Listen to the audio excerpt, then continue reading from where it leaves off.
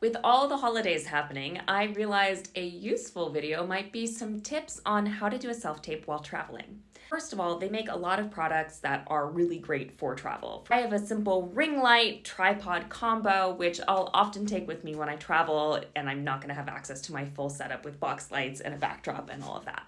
But remember, the most important things with a self-tape are a blank background and some decent, even lighting. A really excellent source of even lighting, a window directly across from you.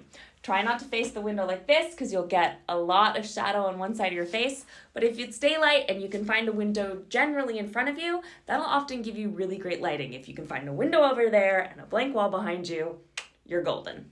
Then, if you don't have a tripod, just find some way to get your camera, or your phone if that's what you're using, around your eye line. I have taped my phone to a vacuum. I have put a stool on top of a plastic bin, and several Harry Potter books later, I've got a tripod.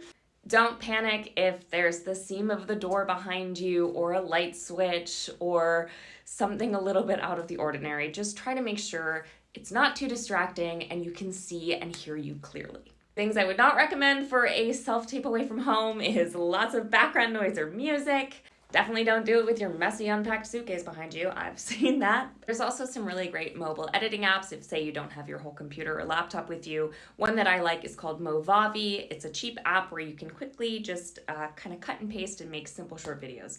Not necessarily anything for incredible movie production, but it should work for a self-tape. I would also recommend choose your reader wisely. If you're used to reading with family or friends and they're who are around you on your holiday, great, awesome, but sometimes that can be really tricky. So remember, it's also an option to literally phone a friend to get someone on Zoom to read with you. As long as you can hear them clearly, most casting directors are comfortable with that. And will usually specify in the audition description if they're not. And remember, as always, get yourself in the mood for that tape, have fun doing it, get a few good takes in, and then cut yourself off so you don't drive yourself crazy.